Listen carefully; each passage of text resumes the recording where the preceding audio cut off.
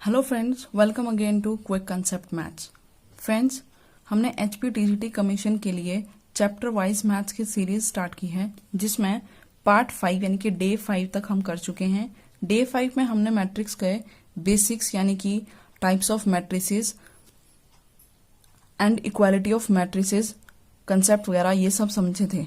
तो अब है पार्ट 2, इसमें हम आज कंप्लीट करेंगे मैट्रिक्स टॉपिक, यानी कि मैट्रिक्स से अब नेक्स्ट जो भी टॉपिक्स आएंगे, जो भी टर्म्स आएंगी, ये जो कंसेप्ट इसमें इंक्लूड है पूरे चैप्टर में, वो आज हम कंप्लीट करेंगे, कंप्लीट कंसेप्ट्स। उसके बाद नेक्स्ट वीडियो में रहेंगे क्वेश्चंस कंप्लीट चैप्टर से प्रैक्टिस के लिए। तो अगर आप ये समझ लेते हैं, इसमें काफी सारे इंपॉर्टेंट टॉपिक आएंगे जो बेसिक्स हैं और आपको MCQ क्वेश्चंस इनसे बनते हैं। तो चलिए फ्रेंड्स स्टार्ट करते हैं।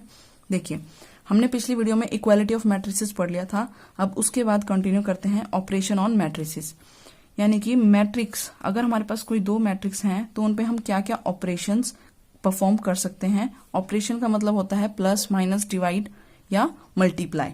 ये बेसिक अर्थमेटिक ऑपरेशंस कहलाते हैं। ठीक है, तो फर्स्ट हम देख रहे हैं एडिशन ऑपरेशन।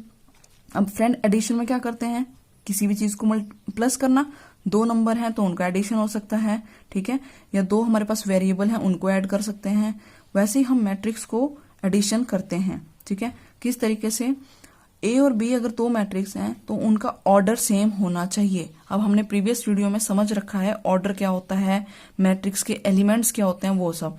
तो अगर आप ये सोच रहे हैं कि डायरेक्ट हम अगर MCQs प्रैक्टिस कर रहे हैं, तो या तो उसके लिए आपका कंसेप्ट और बेसिक्स क्लियर होने चाहिए, तब आप वो कर लेंगे। अगर वो नहीं क्लियर है तो जब जितनी बार भी आप MCQs प्रैक्टिस करेंगे ना फ्रेंड्स, आपको डाउट्स आएंगे। ठीक है, और आप बार बार उनको रेफर कर रहे हैं, बार बार अगर उनका सॉल्यूशन देख के क्वेश्चन कर रहे हैं तो उसका कोई बेनिफिट ज्यादा नहीं होगा।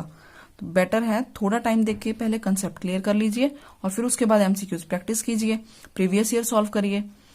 तो देखिए, दो मैट्रिक्स के एडिशन के लिए उनका ऑर्डर सेम होना चाहिए। ठीक है, जैसे अगर कोई मैट्रिक्स 2/3 का है तो सेकंड भी सेम ऑर्डर का हो। अब देखो, अगर कोई मैट्रिक्स A था, उसमें हमने क्या किया, B ऐड किया, तो जो आंसर आया वो C है। अब इसमें A, अगर A के एलिमेंट को किससे लिख रहे हैं, IJ, प्लस B के एलिमेंट है IJ, तो C भी क्या होगा, IJ में होगा। यानी कि फर्स्ट एलिमेंट ऑफ A और फर्स्ट एलिमेंट ऑफ B जब ऐड होंगे तो हमें क्या देंगे, first element of C। Friends, ये क्या कहलाते थे, एलिमेंट्स। ठीक है, और ये क्या है, मैट्रिक्स। और ये जो जितने रो और कॉलम होते हैं वो होता है ऑर्डर। ठीक है, अब देखिए मैट्रिक्स का एडिशन कैसे परफॉर्म किया जाता है, मतलब दो मैट्रिक्स को ऐड कैसे करते हैं, फर्स्ट में फर्स्ट, सेकंड में सेकंड, थर्ड में थर्ड एंड फोर्थ में फोर्थ। इनको किस तरह से लिखते थे, ये प्रीवियस वीडियो में हमने किया था, AIJ, यानी कि first row first column, first row second column, second row first column, second row second column. इस तरीके से इनकी नोटेशन होती थी। तो इस स्टेटमेंट में क्या कहना चाह रहा है कि A11 ऐड होगा B11 में और आंसर क्या देगा, C11, यानी कि फर्स्ट मैट्रिक्स का एलिमेंट फर्स्ट एलिमेंट और सेकंड मैट्रिक्स का फर्स्ट एलिमेंट हमें आंसर में क्या देगा, फर्स्ट एलिमेंट मैट्रिक्स C का। ठीक है, अब देखिए फटाफट नेक्स्ट। एडिशन क्या होता है, कॉम्यूटेटिव। कॉम्यूटेटिव लॉ क्या होती है कि A प्लस B जो है किसके इक्वल होगा, B प्लस A के। ठीक है, उसी तरह से अगर दो matrix A plus B add करेंगे तो वो B प्लस A के इक्वल होगा। एसोसिएटिव प्रॉपर्टी क्या कहलाती है, एसोसिएटिव प्रॉपर्टी क्या होती है फ्रेंड्स, अगर हमारे पास एक मैट्रिक्स A है, एक B है, एक C है, A plus B plus C करें तो वो किसके इक्वल होगा, A plus B plus C इन दो के। ठीक है, मतलब अगर आप पहले B और C को ऐड करें और बाद में यहाँ पे A प्लस B को पहले ऐड करें और फिर C ऐड करें तो दोनों में आंसर सेम ही आएगा। ठीक है, नेक्स्ट देखिए आइडेंटिटी, वेरी इंपॉर्टेंट। आइडेंटिटी क्या होती है, किसी भी मैट्रिक्स में क्या ऐड करें कि वही आ जाए। ठीक है, तो यहाँ पे उसको O से डिनोट किया है और वो O जो है वो क्या है, जीरो मैट्रिक्स है, यानी कि इसके सारे एलिमेंट क्या हो, जीरो। A कोई मैट्रिक्स है, उसमें ये ऐड किया जाए तो फिर से हमें A ही मिलेगा। ये हो गया हमारे पास आइडेंटिटी मैट्रिक्स। एडिटिव इनवर्स क्या होता है, किसी भी मैट्रिक्स का, अगर कोई मैट्रिक्स A है, पहले तो एडिटिव इनवर्स क्या होता है वो आपको मालूम होना चाहिए। एडिटिव इनवर्स यानी कि नंबर्स के केस में समझो, पहले कोई नंबर 2 है ठीक है फ्रेंड, कोई नंबर 2 है मान लीजिए, उसमें आप ऐसा क्या ऐड करें कि आंसर 0 आ जाए। एडिटिव इनवर्स का मतलब होता है भाई कोई भी दिया हुआ नंबर है उसमें ऐसा कौन सा नंबर ऐड करें कि आंसर 0 आए। तो देखो 2 में तो -2 ऐड होगा तो 0 बन जाएगा। उसी तरीके से मैं -5 ले लूं तो इसमें क्या जोड़ें कि 0 आ जाए, प्लस का 5।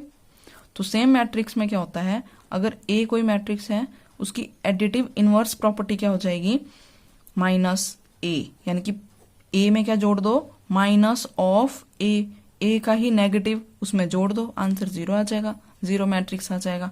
अब देखो इसमें से क्वेश्चन बन सकता है आपका एग्जाम में, क्या, if A is any matrix then the additive inverse of A is, additive inverse of A is minus of A complement, A T, इस तरह से कुछ भी लिखा हो सकता है, ए ट्रांसपोज, ठीक है, या determinant of E, what ever, कुछ भी क्वेश्चन बना सकते हैं अगर बनाने वाले का मूड हो तो, ठीक है। देखिए सेकेंड किस ऑपरेशन की बात कर रहे हैं, मल्टीप्लीकेशन। मल्टीप्लीकेशन में क्या है, दो मैट्रिक्स, इसमें पहले देखो मल्टीप्लीकेशन बाय स्केलर, यानी कि कोई नंबर है उससे अगर मैट्रिक्स को मल्टीप्लाई कर रहे हैं, के इज एनी नंबर, उससे ए को मल्टीप्लाई किया तो क्या होगा, के ए आंसर आ जाएगा, यानी कि के से ए का हर एक एलिमेंट मल्टीप्लाई हो जाएगा, ठीक है। नेक्स्ट, अगर a प्लस बी को k से मल्टीप्लाई करें तो के ए प्लस के बी होता है। k प्लस एन, यानी कि दो कोई नंबर हैं स्केलर, उनको मल्टीप्लाई किया a से तो उसको क्या लिख सकते हैं, K A plus L A, answer same आएगा, ठीक है। इस तरीके से जब भी क्वेश्चन होगा उसको हम ऐसे सॉल्व करेंगे। नेक्स्ट है हमारे पास मल्टीप्लीकेशन ऑफ मैट्रिसेस, ठीक है, मैट्रिक्स की मल्टीप्लीकेशन। तो मल्टीप्लीकेशन बहुत ज्यादा इंपॉर्टेंट है और कंफ्यूजिंग भी है, ये मैं आपको पहले ही बता रही हूँ। मैट्रिक्स की मल्टीप्लीकेशन फ्रेंड्स काफी कंफ्यूज कर जाती है लोगों को। देखो पहले तो इसकी कंडीशन है एक फिक्स, वो आपको क्लियर होनी चाहिए। क्या कंडीशन है, number of column of A is equal to number of rows in B. दो मैट्रिक्स मल्टीप्लाई कब होंगे, अगर ए के जितने कॉलम है ना वो किसके इक्वल हो, बी की रोज के इक्वल हो। तो ये बहुत ही ज्यादा इंपॉर्टेंट कंसेप्ट है फ्रेंड। देखो क्या कह रहा है, अगर कोई मैट्रिक्स ए और बी हैं उनको मल्टीप्लाई करना है तो ऐसा नहीं है कि आप सीधे उठ के मल्टीप्लाई करना शुरू कर देंगे, उससे पहले कंडीशन होती है। क्या कंडीशन चेक करनी है, मैट्रिक्स ए और बी के ऑर्डर को देखो, ये ऑर्डर होता है, ठीक है। इसका ऑर्डर था 2/3, 2 × 3 है 2/3, इसका था 3/4। तो देखो इसके जो कॉलम है वो किसके इक्वल होना चाहिए, बी के रो के इक्वल होना चाहिए। कितनी है दोनों ही, 3 ठीक है। अगर ये कंडीशन है, अब देखो इसमें इक्वल है, number of rows in A is equal to number of columns, sorry number of columns in A is equal to number of rows in B. अगर ये दोनों इक्वल हैं तो अब ये क्या हो सकते हैं फ्रेंड, मल्टीप्लाई हो सकते हैं। अब देखो मैं अभी आपको मल्टीप्लाई करके नहीं दिखा रही हूँ, और एक बात याद रखना, मल्टीप्लाई पेपर में आएगा भी नहीं, क्योंकि ये इतना लेंथी होता है, बहुत कम चांस है कि आ जाए, और आया तो बहुत छोटे मैट्रिक्स का आएगा, ये क्लियर कर लो आप बात, ठीक है। हाँ, इसमें से कंसेप्ट बेस्ड क्वेश्चन जरूर बनेगा, जैसे मैं अभी कह रही हूँ कि 2 का मल्टीप्लाई कर रहे हैं, 2 मैट्रिक्स दे रखे होंगे और दोनों के ऑर्डर लिखे होंगे कुछ, ठीक है। ये 4 मैट्रिक्स दे रखे हों, 4 ऑप्शन में कुछ जोड़े दे रखे हों और कहा हो इनमें से कौन सा मल्टीप्लाई हो सकता है, ऐसे क्वेश्चन बन सकते हैं, ठीक है। अब देखो इसमें हमने देखा दोनों में, इसकी कॉलम देखो, फर्स्ट वाले की कॉलम, सेकंड वाले की रो, ठीक है, दोनों क्या होने चाहिए, इक्वल, तो ये मल्टीप्लाई हो जाएंगे। अब देखो मल्टीप्लाई हो गए, मान लो आपने इन दोनों को मल्टीप्लाई कर लिया और हमारे पास एक आंसर भी आ गया, ये ए था, ये बी था और ये सी आ गया। अब सी का क्या ऑर्डर हो वो बताओ।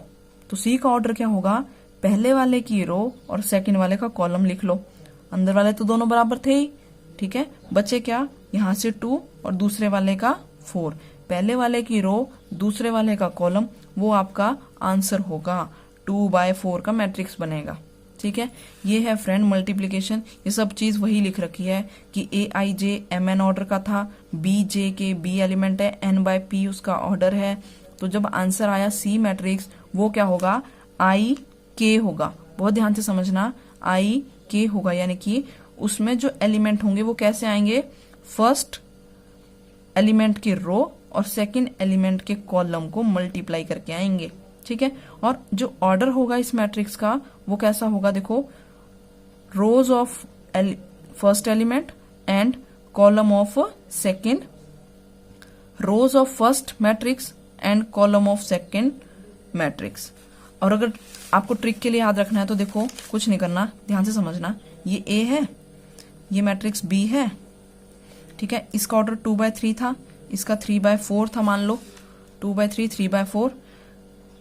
देखते ही मैट्रिक्स में देखो, इसके बाहर वाला और इसके अंदर वाला ये दोनों क्या होने चाहिए, बराबर।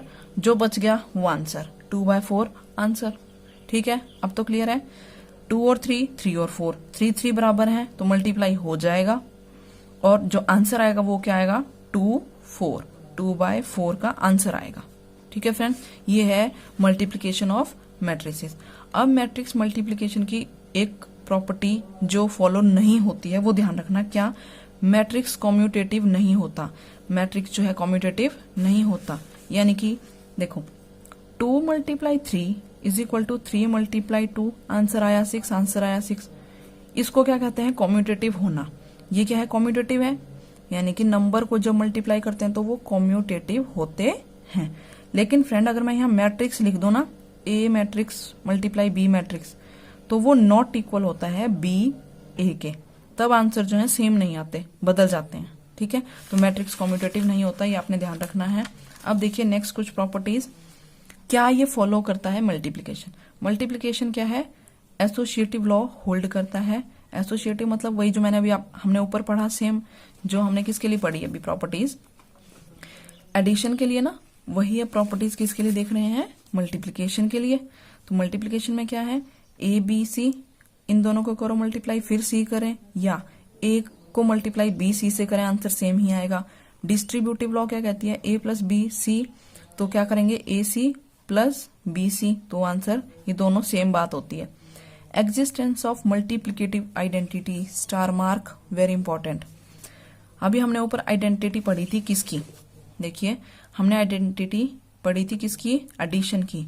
एडिशन की आइडेंटिटी होती है 0, ध्यान रखना।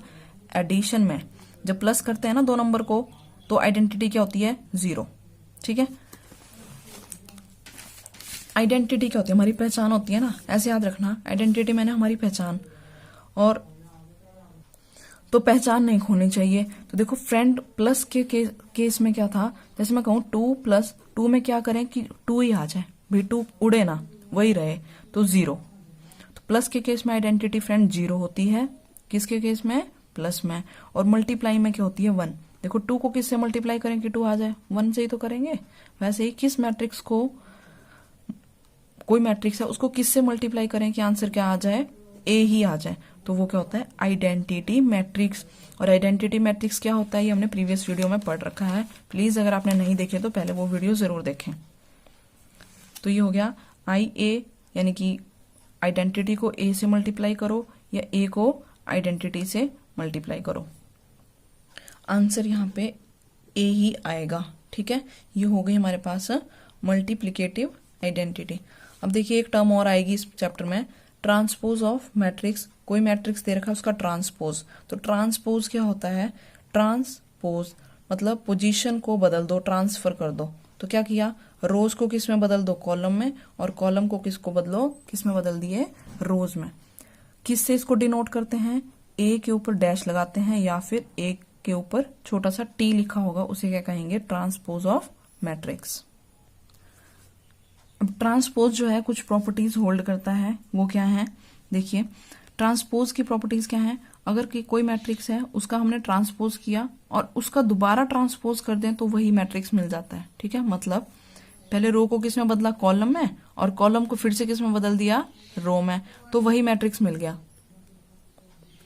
नेक्स्ट है ए प्लस बी का होल कॉम्प्लीमेंट किसके इक्वल होता है, A complement plus B complement, ठीक है। ये तो सिंपल फ्रेंड ब्रैकेट ओपन कर दिया। नेक्स्ट देखो कोई नंबर है उसको मैट्रिक्स से मल्टीप्लाई किया और उसका क्या किया, कॉम्प्लीमेंट, तो ये भी सिंपल है, किसके इक्वल होता है, मतलब चाहे आप नंबर मल्टीप्लाई करने के बाद उस मैट्रिक्स का कॉम्प्लीमेंट करो या पहले मैट्रिक्स को कॉम्प्लीमेंट कर लो, ठीक है, फिर उसको क्या करो, उस नंबर से मल्टीप्लाई कर दो, किसी कांस्टेंट से मल्टीप्लाई कर दो, ठीक है।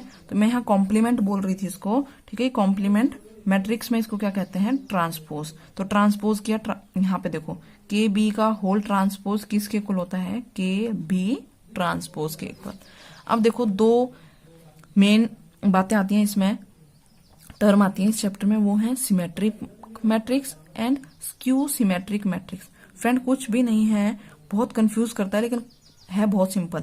क्या, कोई मैट्रिक्स है ना, उसका जब ट्रांसपोज किया और वो किसके इक्वल आ जाए, उसी मैट्रिक्स के इक्वल आ जाए, यानी कि जो मैट्रिक्स पहले था ना, ट्रांसपोज करने के बाद भी वो वैसा ही दिखे, तब तो वो सिमेट्रिक कहलाता है। और अगर ट्रांसपोज किया और जो नया मैट्रिक्स आया वो क्या आया, माइनस ऑफ ए आ गया, यानी कि जो ए था ना, जो वैल्यूज ए की थी, अगर उनमें माइनस जोड़ दें, मतलब उनको माइनस से मल्टीप्लाई कर दें, तो वैसा वैसा दिख रहा है ए ट्रांसपोज, तो उसको क्या कहते हैं, स्क्यू सिमेट्रिक कहते हैं, ठीक है। अभी तो इस वीडियो में आज की में हम ये इंट्रोडक्शन कर रहे हैं। अगर आपको ना यहाँ पे कोई भी कंसेप्ट क्लियर नहीं हो रहा है तो आप प्लीज कमेंट में लिखना, तो ही मैं उसको नेक्स्ट वीडियो में क्लियर करवाऊंगी, वरना हम क्वेश्चन सीधे करेंगे, फिर आपको उनमें प्रॉब्लम होगी, ठीक है। अब देखिए, any square matrix can be written as sum of symmetric and skew symmetric matrix. कोई भी स्क्वायर मैट्रिक्स है, कैसा, स्क्वायर मैट्रिक्स कैसा होता है, जिसके, ये आप बताएंगे, चलो स्क्वायर मैट्रिक्स कैसा होता है ये आप बताएंगे, उसका ऑर्डर क्या होता है, उसको हम किस फॉर्म में लिख सकते हैं, sum of symmetric and skew symmetric. यानी कि कोई स्क्वायर मैट्रिक्स है ना, तो उसको सिमेट्रिक और उसी के स्क्यू सिमेट्रिक का अगर सम कर दिया जाए तो उसके रूप में उसको लिख सकते हैं। अगला देखो, if A B equal B A is equal to I. अगर किन्हीं दो मैट्रिक्स को मल्टीप्लाई किया ना फ्रेंड, और वो आई आ जाए, यानी कि आइडेंटिटी मैट्रिक्स आ जाए, तो क्या होता है, बी जो है वो ए का इनवर्स, या ए जो है वो बी का इनवर्स कहलाता है, ठीक है। अगर ए बी को मल्टीप्लाई किया और आई आ गया तो क्या होगा, ए जो है इनवर्स है किसका, बी का, ठीक है। Inverse of square matrix is unique if it exist.